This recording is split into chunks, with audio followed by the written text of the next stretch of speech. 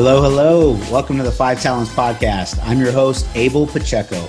I interview the top commercial real estate investors and industry experts so you can learn from their experiences. So if you're an investor, a high W-2 earner, or real estate or tech sales professional that wants to invest in real estate without having to manage properties or leave your day job, then this podcast is for you. Or if you're already investing in real estate, but you're doing it part-time and you want to become a full-time multifamily or full-time commercial real estate investor, this podcast is for you too. You're going to learn a ton. You will learn from real-life multifamily investors and other professionals in the industry. They're going to share their blueprints for success, and I'm super excited that you're here. So I hope you enjoy the show.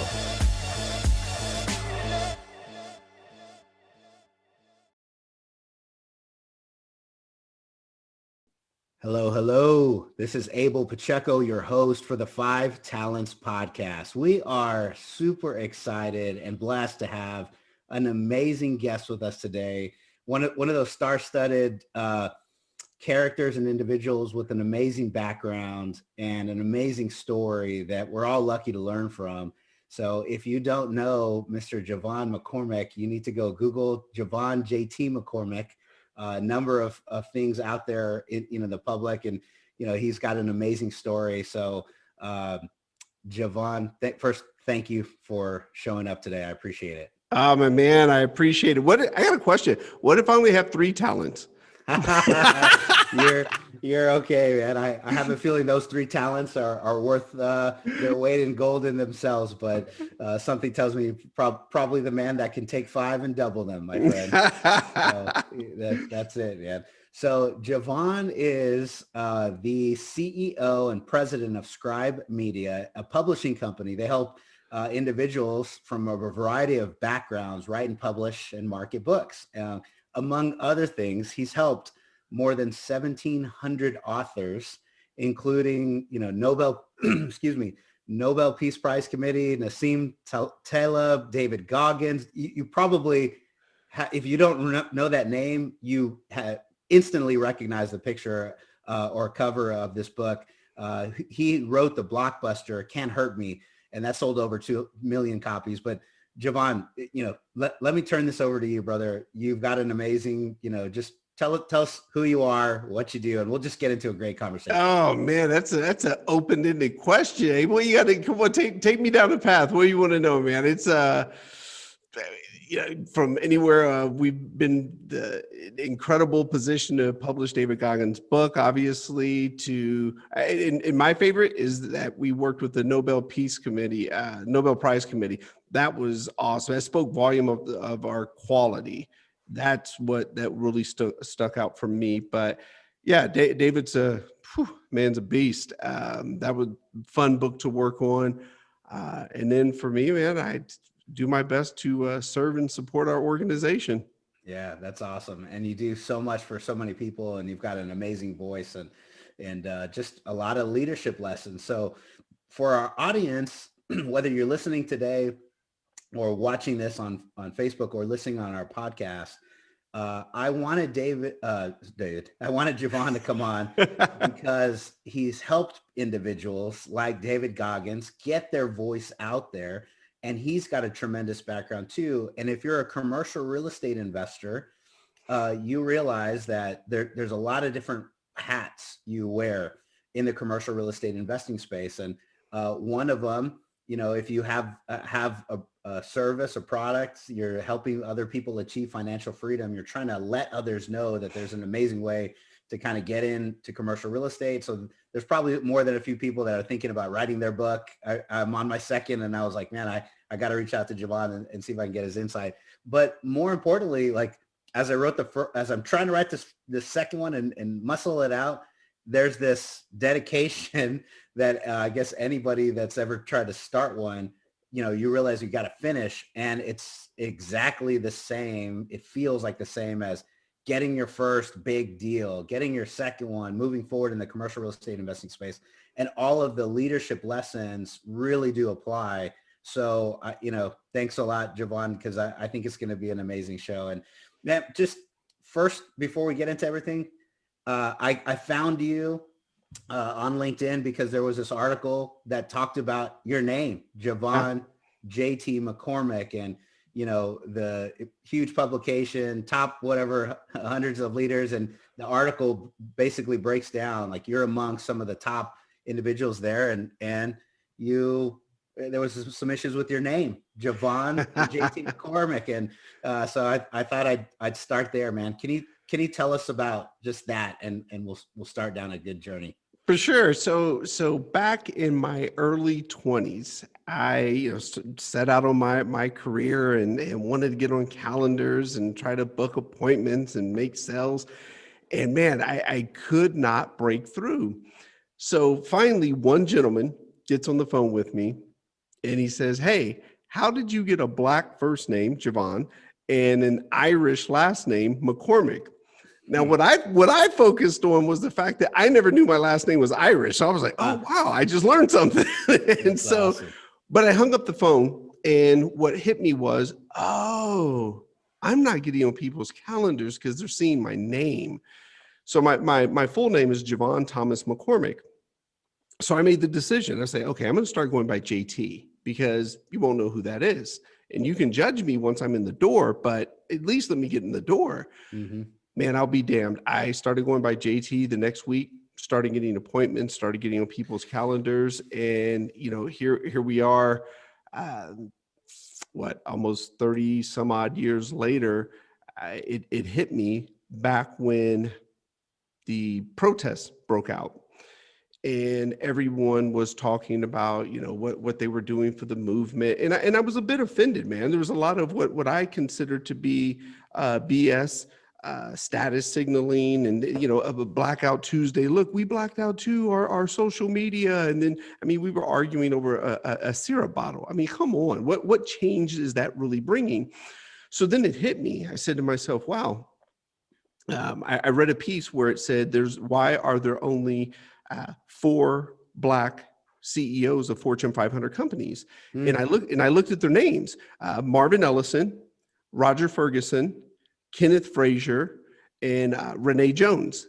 And I thought, wow, very ambiguous names. You wouldn't know their background, their race from those names. And I said, wow, there's no JeVon up there. There's no Martavius. There's no LaQuanda. And Yeah. so Yeah. I said to myself, you know what? I'm going to start going by JeVon because I made it to the CEO chair, and I want every kid that comes from the background that I came from to see that, yeah, you can have the name Martavius, LaQuanda, Lucretia, Rayvante, and make your way into this world. And I wanted people to be able to work next to JeVon, not just JT, because I knew what it was like to struggle and have to really edit my identity to make it to where I am today. Yeah. Yeah. That's just even knowing that, right? When you look at your resume, that's top, front and center. You don't Yeah. get to see anything else before you see a name, and they usually make you put it, or you should put it, big bold print. And Yep. there are a number of things under there: your experience and your performance and your achievements and all the things you put in 10, 15, 20 years, but if somebody doesn't move past those first 2 inches on the top of the page, then none of the other stuff matters. And there were some stats and data points in that article. It was Totally. astounding. Yeah, it's interesting, and I know some people are like, "Oh, don't make it about race, don't make it about race," and you know me, Abel. I grew up half white, half black, and I tell people all the time, white people didn't like me because I was half black people didn't like me because I was half white. I was never black enough, I was never white enough, and so I know a lot of people may be tired of the race conversation, but the truth still remains. If you could have an undergrad from Harvard, a master's from Princeton, and you could have gone to medical school at Yale, but if at the top of that resume it says Rayvante Jenkins, you're getting judged. And that's just something we have to openly discuss, because like I said, I'm the first in line that can tell you I've been judged many a day by the name JeVon, and people, oh well, what race are you? So yeah, it's a real thing. Yeah. Yeah. I love it. enough to be featured on CNBC, Entrepreneur, Forbes, Inc., and all of that. And, for the bigger, broader context, right? Being a man of color, that is a difficult thing to break into any organization. And I was telling JeVon, like, my wife and I often talk about this, and she's a great reminder. Just sometimes I don't know. I'm oblivious to like things in the world because I kind of put these blinders on to like just drive forward, right? However, the good Lord blessed me with an amazing wife. And she goes, what? We've been in tech for a long time. If you look around, there's not a lot of people of diverse color. And she goes, and me, I'm in this position in tech when we were there. She goes, I make less than all of my counterparts because I'm a woman. And I'm like, oh man, just the diversity part is so hard to overcome. So extra challenges, not impossible, but those extra challenges are absolutely real. And when you start talking about this stuff and bringing up in the forefront, they matter. And just, even having this conversation, I was excited to bring you on. In the commercial real estate world. We're the same. It's probably like every other industry and every other area in here, right? Totally. It's, one of the pieces I'm very proud of is even here at Scribe, 65% of the company is comprised of women. The 4 highest paid people in the company outside of myself, all women. The executive team is majority women. And, which was important to me. I was raised by a single mom. I'm obviously, I'm married to my wife and I've got 2 daughters. And so I feel a responsibility to do my part to bring equality for other people. Like, and here's the key. I'm not looking to give anybody a handout, but it's all about the opportunity. Just all I ever wanted was to get in the door. I wanted to be judged on my character and my work ethic. If you didn't like my skin color, you didn't like my name, you didn't like the fact that I was mixed race, and then you wanted to let me go, okay, I can deal with that. But man, just take a look at the work ethic. Yep. Absolutely. That's how we should be judged on those merits. I got my first job, my brother-in-law, the first job that was a little more professional. My brother-in-law helped me get it. He was working at a law firm, and they hired me on as a runner or something in college. It was probably the coolest job that I had at that time.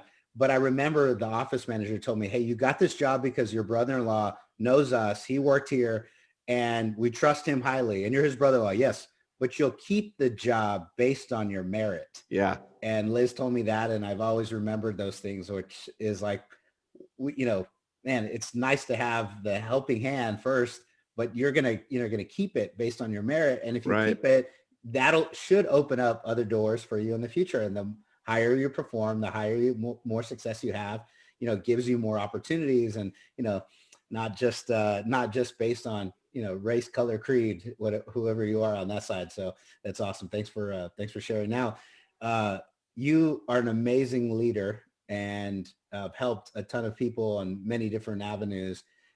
In our space, we that's what we want. We want leadership. We want great teams. Investing in commercial real estate is a team sport. We're not investing in single family houses where, myself and my wife, we did that for 10 years. We're investing in like 10, $20 million buildings, and there's a team aspect. And so part of that is leadership, right? You have some amazing leadership lessons from your past. Maybe you can talk a little bit about, how you grew up and, just the leadership lessons that you can bestow upon us would be amazing. Oh man, how I grew up. Hey, well, you opened the door there, didn't you? Yes, sir. Yeah. I mean, part of this. Yeah, my dad was a black man. He was a pimp and a drug dealer in the 1970s, a real pimp. He put women on the street corner. They sold their bodies, and my dad took every dollar. My mom is white. My mother was an orphan. She grew up in a 1950s institutional orphanage. To this day, I don't know where my last name comes from. My mother got the last name McCormick in the orphanage. She has no clue where, why. So to this day, I walk around with the last name McCormick. I wear it proud because it's all we have. And so, but yeah, that's what I came into the world to. Went through, I was in juvenile 3 different times. I was sexually molested by one of my dad's prostitutes from the ages of 6, 7, 8 years old. I never graduated high school, had to get my GED. And so, yeah, and no college degree. But a lot of my lessons came from that fractured, chaotic upbringing. And, even in my adulthood, and I say this, and this is very important, we all celebrate our successes. Everybody wants to tell you about their success. We go to LinkedIn, we go to blog posts, whatever. Top 5 things Jeff Yeah. Bezos did. Top 5 things that Steve Jobs did. No one wants to share those mistakes. And man, I will argue with anyone. I learned more from my mistakes than any of my successes. And it's the damnedest thing in our country. We say, we learn the most from our mistakes, but no one's sharing their mistakes. I was horrible in relationships, horrible. Couldn't hold a relationship. I was a monster. I've been married to my wife for 9 years now. First healthy relationship I've ever had. But I didn't grow up in healthy relationships. I saw what my dad did, but I learned a lot of lessons from him along the way as well. My dad was the person who taught me to say hello, be kind, and show respect to everyone. Now, you wouldn't think that lesson's going to come from a pimp, but and I'll be quick on this, Abel. But Take your time, man. Take your time. One weekend, one of those rare weekends that my dad actually picked me up when he was supposed to, we're at the grocery store, and we're walking down the frozen food section. I have no clue why. But this little girl walks by me, and I'm like 8 years old. And she says, "Hi, JeVon." And I don't say anything. And, I'm shy. I put my head down. And man, Abel, I feel this blow to the back of my head. My face hits the ground. My nose is bleeding. And all of a sudden, I'm pinned up against the frozen food door, and I've got a forearm in my neck. And my dad's like 2 inches from my face. And he looks at me and he says, "I don't care who it is. You say hello, be kind, and show respect to everyone." And that lesson stuck with me. And I say hello, I'm kind, and show respect to everyone. And so a lot of my lessons really came from that chaotic, fractured background. I wouldn't change it for the world. It has served me well. And the number one lesson that I took was, always put people first. Yeah. Yeah. Always put people first. Absolutely. And your genuineness, how sincere you are, just really knowing you can be a student or you can learn something from everyone, regardless of their background or what they're doing or success or not, failure. We can really learn something from everyone. And those lessons, while it may have been a tough one at the time, man, I couldn't imagine, but like you said, it stuck with you.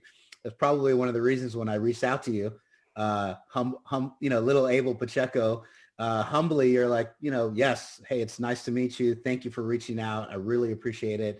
And you're taking time to, now share with our guests, man. That's amazing, JeVon. So thank you.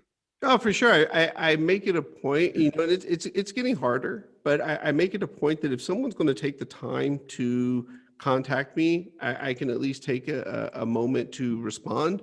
And so I try to do that with everyone to the best of my ability. It's not always in a timely fashion because, I got 4 kids, a company to run. So, but I always do my best to respond to people that reach out to me, and literally that came from that moment with my dad. Yeah, that's awesome. Uh, let's move because there's so many other things that I want to talk about with you. I know we're not going to get it all in, but you're a tremendous CEO, a tremendous leader in the professional world now. Can you illuminate a little bit of like your business today? And what I would love to know are, just a few things that would help us along our journey through your, current situation and the business that you run. Like, tell us a little bit about what it is, and I'll ask a few more questions. Well, it's we're you nailed it. We're in publishing, and so we help people write, market, and publish their books. And what's interesting, our culture is 100% built on putting people first. And so we in our culture, we call ourselves a tribe. everything is people first driven. You asked for, leadership examples. Here's one. No one works for me. People work with me. I'm no one's boss. We're all in here working together, and we all have a role. We all have to perform. So no one works for me. People work with me. There are just a lot of small things that we do in the company to have that leadership and that support for the team first, people first environment. Here's another great one. I people will say, well, who's your direct report? We don't have direct reports. If you're in leadership, your role is 100% to support people. So you are direct support. So you say, who's your direct support? Because that's what you are for leadership. I support people. I'm the foundation of the organization. Three letters don't make you a leader. I said this the other day, but I joked with someone. I said, I had 3 letters behind my name long before I became a CEO. And they were like, what? I said, GED. I said, so, three letters didn't make me a leader. If you serve people, that's what makes you a leader. If people allow you to lead, that's what makes you a leader. But if people don't want you in leadership, and you still are, that's called a dictator. And so it's, but yeah, I'm only as good as the great people I work with. That's it.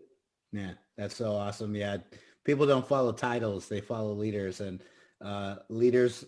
One of my CEOs said Taylor Rhodes at this company I worked with, Rackspace. He would. Do you know Rackspace? Oh yeah, down in San Antonio. You guys were the Rackspace took over Windsor Park Mall for a headquarters. You do know Rackspace. Oh man, yeah, that's awesome. So I worked there for 10 years. We took a company from 100 million kind of when I started, and just one of the many contributors who all helped build this amazing company. But I left when it was about $2 billion, and it was an amazing run. So Taylor Rhodes at the time was my CEO, and he is a Marine, and he goes, hey, leaders eat last. He kind of, I remember that, and he goes, this is one thing that I learned is, everybody in your organization, they get taken care of first. The leadership part of it is, leaders eat last. And I love that mindset, which is servant, hood. You're serving your people. That's the reason we had so much success. Me personally, I was a director. When I first started, our team was small, 5 people, $5 million a year, then got promoted and more people. And we went to 12 million and 24 million and 47. And when I left, it was a $57 million, 60-person business, my organization. And exactly what you mentioned was exactly what had helped me become successful. I wanted to work with people and lift them up and bring them up higher than, lift them up, because when they do well, I was also going to do well. And so we served them. And when we served our people, they did well. They served our customers well. And, that's an amazing leadership lesson. So I like that. No one works for me, but we all work with me. Yes, it's it, man. I don't know if you know him, Lorenzo Gomez. Small world. That's my man. So, we published 3 of his books. And so him, I'm really close with Lorenzo, really close with Graham Weston, the co-founder. Right? Yeah, so I'm very familiar. And then I don't know if you know this, Abel. So I went to high school in San Antonio. So yeah, I moved there when I was 15 years old, man. And I'll never forget this. I moved from Dayton, Ohio to San Antonio, Texas. And when I went in to get my classes, my mom went to enroll me in school. I was a sophomore in high school. I was 15. And the counselor goes down and she says, you're going to be in these classes, blah, blah, blah. And she said a word to me I had never heard before, Abel. She goes, okay, and you're going to be in geometry. And I had never heard the word geometry before. So I didn't say anything. They put me in these classes. Abel, at the end of the 6 weeks, man, I had all D's and F's, and everyone figured out really quick, okay, this kid's not too bright. My mom had me tested, man. I was testing on a 5th and 6th grade level. And so obviously by time my senior year came around, I didn't have enough credits to graduate and ended up having to get my GED. But yeah, man, it's You know It's what? it's a journey. That's awesome, man.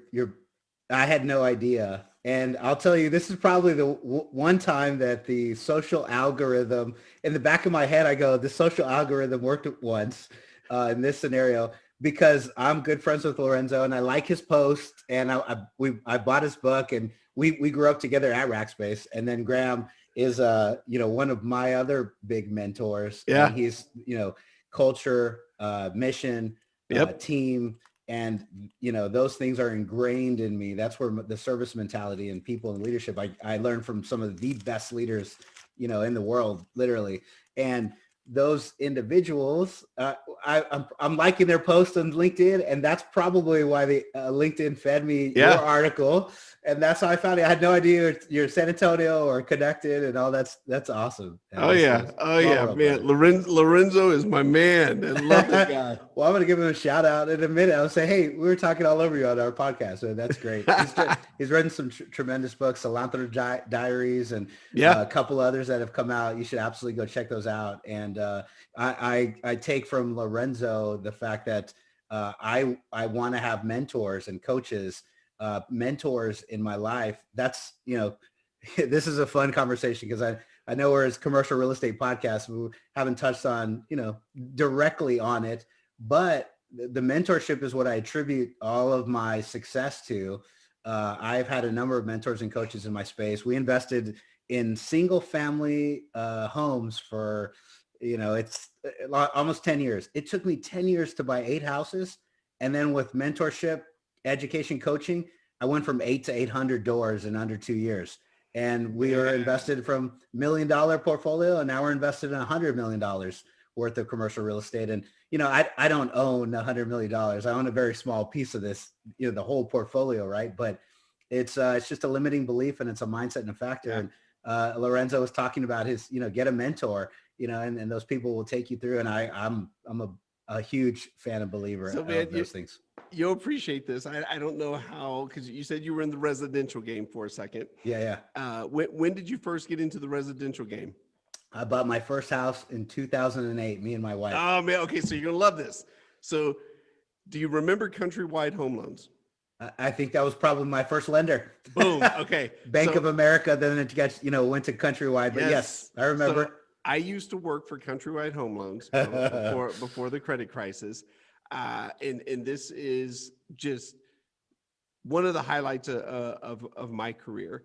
So I did my book, and when we did my book launch, young lady comes over to me at the book launch, and she says, "Hey, I read your book, blah blah blah." And she's going through it. She said, "Hey, I see you worked at Countrywide."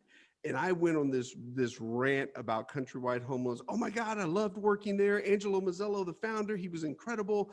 He started the company on a card table in front of the courthouse, and he built it into the largest home lender in the world. And she goes, "So you were a big fan of Countrywide?" I go, "Hell, if the credit crisis didn't happen, I would have still been at Countrywide." I would have And, been there. right. Oh, And wow. so she goes, Yeah. "Wow, Angelo Mazzello is my grandfather." And I was like, "No."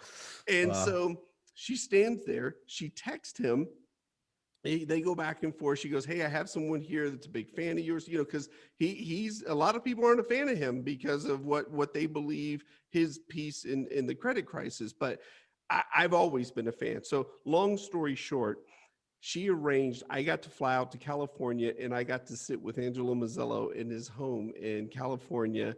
And just last week, he and I had a phone call. So you're talking about mentors.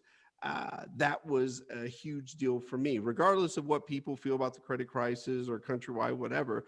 That was a massive deal for me to be able to have that relationship, and I'll just be able to text him and ask him Wow. questions. So Yeah, yeah, absolutely. I'm all about the and here's what's key: mentorship doesn't always come in the form of uh, asking someone a question. Mentorship also comes in studying what has that person accomplished, what have they done. You don't always need to be directly connected to that person for Yeah. mentorship.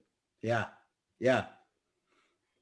100%, right? There's so many things that, maybe my mentors have done that I've watched, I've seen, I've learned, and then I apply for years. And then at some point, it's pretty cool to come back and say, you know what, I learned these things over the years. I've been applying all of this and I have a question. Yeah. And if you finally get one at a time, it's like, man, it was absolutely a continuous spark. And yeah, I agree. And I have found too that for me, the best mentors also share their mistakes with you, their Mhm. biggest mistakes, their Yeah. very close to mistakes that they've made. And that's where I actually learned a little bit of that from, is because you can, like I said, you can find everybody's success story. Mhm. Everyone's quick to tell you about success. No one wants to tell you about the 17 mistakes that they made. And that's big for me, man. Like I said, I could not hold a relationship. I was a monster. I didn't want people to know my background. I didn't want anyone to know my dad was a pimp and had 23 kids. Who's going to want to, do business with that guy? And so, Yeah. Yeah. yeah, I would definitely hide, if you will, my background of who I was and where I came from, because I didn't want anybody to know it. Yeah. The power of owning your story, Yeah. right? Yeah. Oh, yeah. For sure. You get it, it releases a lot, and just being able to share it openly and freely. And yeah, absolutely. Uh, if you knew me in the professional world, I think I was the individual that I was always very positive, very outgoing, motivated, passionate. I mean, you would literally hear me like down the halls in that company at Rackspace, very loud, very vocal. But people would always, say, hey man, you need to like tone it down. And for good reason. They were on a phone with a customer that was mad. I'm like, okay, I need to tone it down. But at the same time, something I've always loved is just, owning the story. I'm I don't know, compelled a little to say it here, just a Christ follower and a believer Yep. in, the Lord, the way he's taken me through all of my path. And now I have like, doing business under my own flag, our own business, and we're trying to help others achieve financial freedom through, investing. And now I guess, I'm the CEO or the president. I don't have to worry about, saying my story or, in this corporate world or offending somebody else. And if they don't want to do business with me, that's okay. Like, Right. there's that, no problem. And they don't have to be, they don't have to believe in the faith that I do or none of that. But it's nice to be able to own my story and say, that's why I'm super successful in everything that I've done. And any failure, that's why I can move forward and just say, hey man, it happened. No big deal. But anyways, Yeah. it's a great conversation. One of my current mentors, Larry, he gave me a phrase. He was like, "Man, you don't have anything left to prove." He said, "You may have a lot more to build, and that's great." He said, "But you don't have anything left to prove. You've Prove. come from that background. You overcame it. Yeah, you made mistakes, but," he said, "you don't have to prove anything to anyone anymore." And Yeah. and to your point, yeah, I always joke with people. I'm not going to push my agenda on anyone, but I said, look, if you ever want to know if there's a God, go look at my background and the fact that I'm here today. You'll figure that that's the only way I got Okay. here. All right, man. That's awesome. Yeah, that's a good one. It's a great point, man. You've overcome a lot, and maybe this will be good too for somebody that's taking notes right now. Hello. You're listening to the Five Talents Podcast. I'm your host, Abel Pacheco. If you're enjoying this podcast, then I know you're serious about achieving financial freedom. Are you ready to create your own path through multifamily investing for yourself and your family?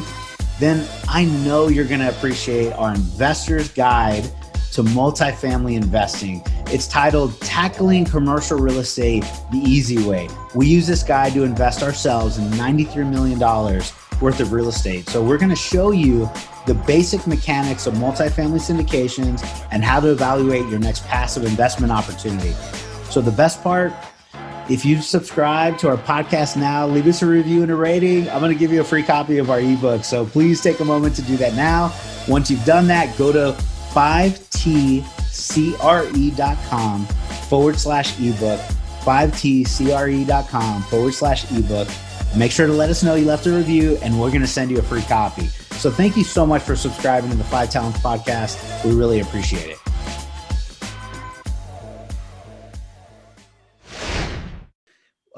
It's you were, for all intents and purposes, uh, just a regular guy.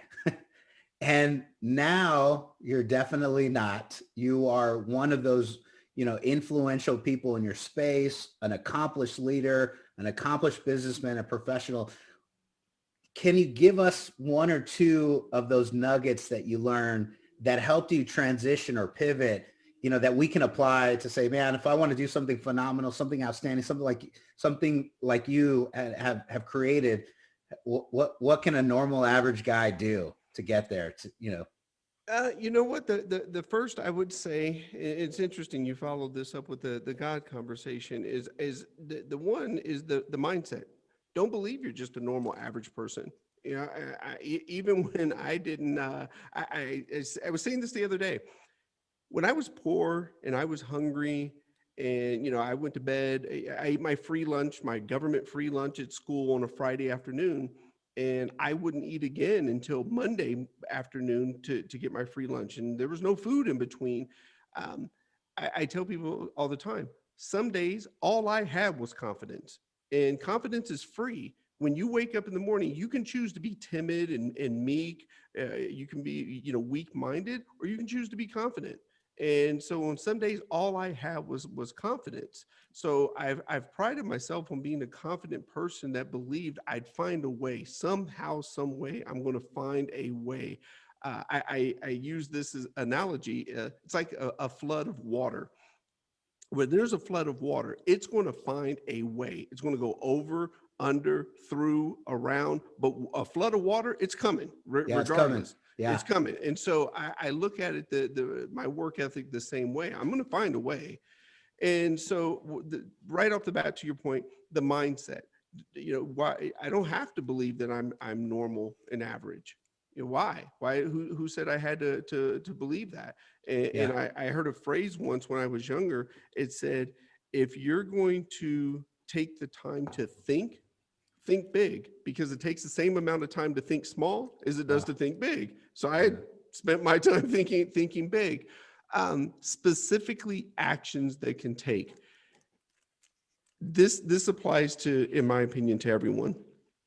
Find your pillars in life. Mine are there's five. It should never be more than five. You keep it 3 to 5. God, health, family, business, and investing are my 5 pillars. Why I'm very strong on that is you can't do everything. And in the life we live right now, and in society the way it is, you hear everyone talking about work-life balance, work-life balance. And I call BS on that whole work-life balance. And here's why. If you say work-life balance to most people, first thing they do is start attacking work. Don't work 60, 70 hours, the 4-day work week. Don't check your emails first thing in the morning. Don't check them first thing when you go to bed. Everything, work, work, work. Rarely, rarely do you hear someone attack life. How about you not binge watch Friday through Sunday and then wake up on Monday mad because you haven't achieved your dreams and goals? How about you Mm. not go to the bar Thursday through Sunday and then wake up Monday mad because you haven't achieved your dreams and goals? Think about this. When's the last time you heard someone say, oh my God, we binge studied our 401k all weekend? You don't. But people will actually brag that they watched Game of Thrones episode 1 through 38 all weekend. And here's what's key. If you wake up Monday and you're happy, great. Do your thing. Binge watch away. But don't wake up on Monday morning complaining and you're sitting there binge watching and then have the nerve to go and say work-life balance. So, find your pillars. I love golf. Golf takes 4.5 hours to play around. I Yeah. much rather be at home with my children, spending time with them than out on the golf course. So again, God, health, family, business, and investing. If it doesn't fall within those 5, I don't do it. Man, that's such a good word, JeVon. Such a good word. There are, those times where people ask me, "Hey, can you help me? You know, I want to do what you did. I want to figure out how to get invested, and I want to figure out how to, be on my path to financial freedom." And that's an ongoing quest for me, right? But sometimes it's like, well, what do I do today? And I go, well, my story started 10 or 12 years ago. And when everyone asked me while I was working at that tech company, hey, did you watch the game last night? No. Uh, did you, catch, whoever it was? It's hard for me to talk about sports because I don't know what the heck's going on. My Yeah. wife will ask me, she goes, it's like football NFL weekend, like 2 weeks from now. Right. And I'm like, no. And I didn't know. And somebody will ask me, hey, who do you think is going to win in the playoffs? And I have no clue.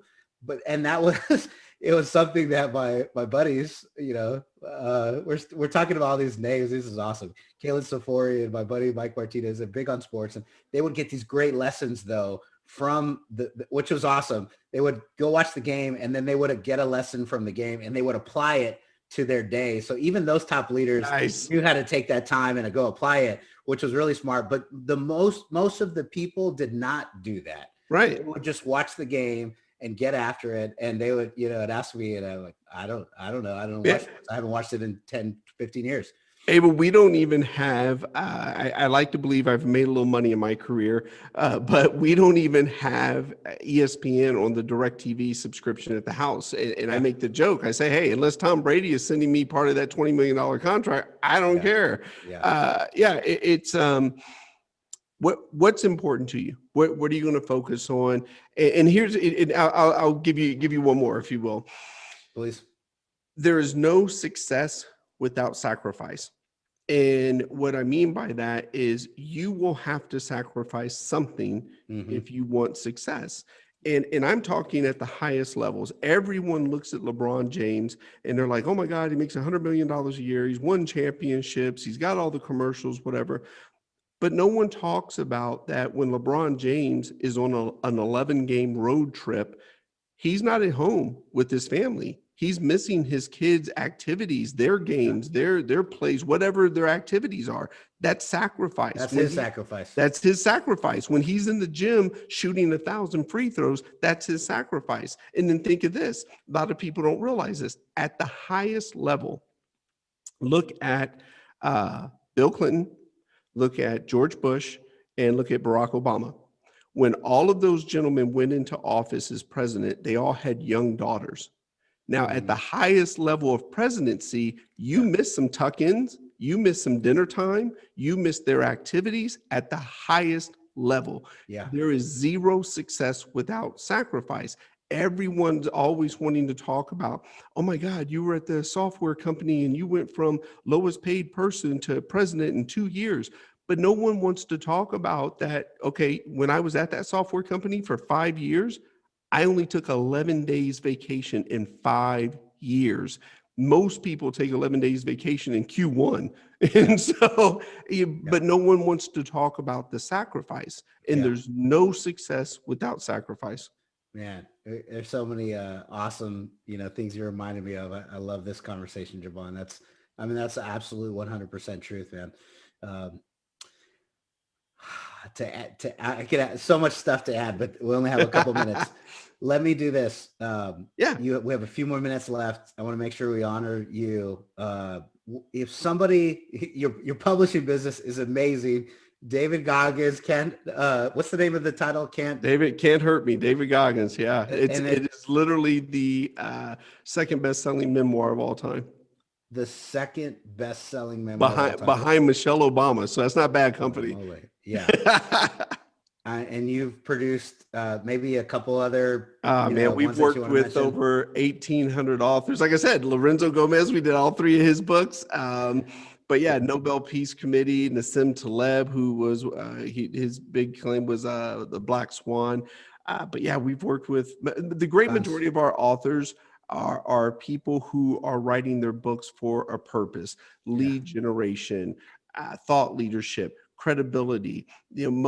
People aren't looking to get rich in book sales. They're using that book as a tool for something. Let me hand this out so people know who I am and understand what they do. And then there's people who write their book as a legacy piece. That's why I did my book. I wanted my kids to know my background. So, we do work with some big names, obviously, but great majority of our authors, they write their books because they have a plan for success, and we want to help them define success and use that book accordingly. Yeah, that's awesome. So if somebody wants to reach out and they need your help, what's the best place for them to go? How do I get a hold of you? Oh man, if you're looking for me personally, you know this, LinkedIn. That's the only social media platform I'm on. I don't post anywhere else. I'm not going to take a picture of my food and post it on Instagram for you to see it, because it's just a waste of time.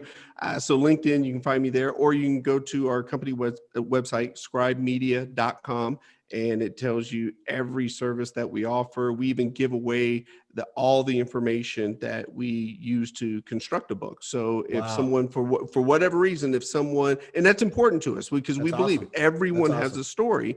And so if someone doesn't have the finances to be able to pay us, they can still publish their book. Yeah, that's awesome. We do the same with education on investing. If you don't want to invest with us, it's okay.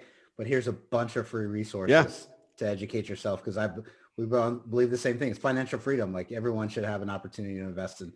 That's amazing. That's amazing, my friend. So in the last couple of minutes, and I don't want to go over our allotted time, and I just appreciate everything that you've done and shared with our audience and our guests. Is there anything we didn't talk about today? Anything that you wanted to bring some exposure to?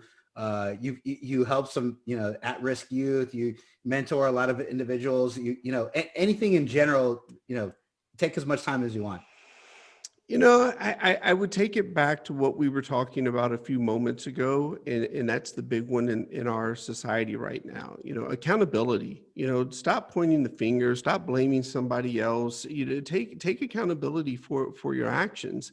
Again, for me, my dad was a pimp and drug dealer. Yeah, my mom was an orphan. I was in and out of juvenile. And to this day, I probably can't even spell dictionary, but here I am, the CEO of a publishing company. And the reason why I share that is I don't blame my dad. I'm not going to sit there and be a victim because of the circumstances I was born into. That's what I was born into, but I can change the next day, week, hour, month, year. And so I'm going to focus on what I can change, because I can't change the fact of what I was born into. And so I refuse to be a victim. I refuse to look back and oh my, why was I sexually molested? I can't change it. It happened. Let me move on. Let me focus on the incredible life I have now. Let me focus on the blessings that God gives me each day and the things that I can control and change. I love it. Thank you so much, JeVon. I know somebody's life was touched, and somebody has a new paradigm or perspective. Maybe they grew up one way and didn't think they can accomplish. And I believe that you shared some amazing insights and stories on why absolutely that those things are wrong. Those things are limiting beliefs, and you can absolutely overcome them and achieve whatever you want to in this life. And you've given some great practical, tactical advice along the way as well in this conversation. So thank you. My man, Abel, thank you, sir. Windsor Park Mall. That's it. We call it a castle. That's right. That's awesome. Well, thank you very much, JeVon. Again, my name is Abel Pacheco. I'm your host for the 5 Talents podcast. If you received something today that resonated, I would encourage you, please go to our podcast in Apple, it's Google, Stitcher, Spotify, wherever you go, leave a review and a written review, subscribe and rate us. It really does help get our story out there for amazing stories just like JeVon's. And, please reach out to Mr. JeVon J.T. McCormick. He will absolutely help you get your story out. Everybody has one. And I'm an absolute believer in some of these tools that you need to be leveraging in your business, your story, or maybe just giving, your family a legacy piece. So thank you very much, JeVon. Amazing today. Thank you. My man, Abel, take care, buddy. All right, brother. Bye-bye. Thank you for listening to this episode of the 5 Talents podcast with your host, myself, Abel Pacheco. Each week, we're going to bring you interviews from industry experts and commercial real estate investors who followed their dreams and achieved massive success. Before you leave, let me ask you a few questions. Did you enjoy this episode? Did you learn something valuable? Was your mind stretched to what's possible and what you can achieve? Do you want other experts just like the one you heard today? If you answered yes to any or all of those questions, then please take a moment to subscribe to the 5 Talents podcast, give us a 5-star rating, and most importantly, leave us a written review. Tell us what you liked, tell us your favorite guest, give us any feedback. I'm excited to learn and improve so you can get a more valuable show. So thank you again for subscribing to the 5 Talents podcast.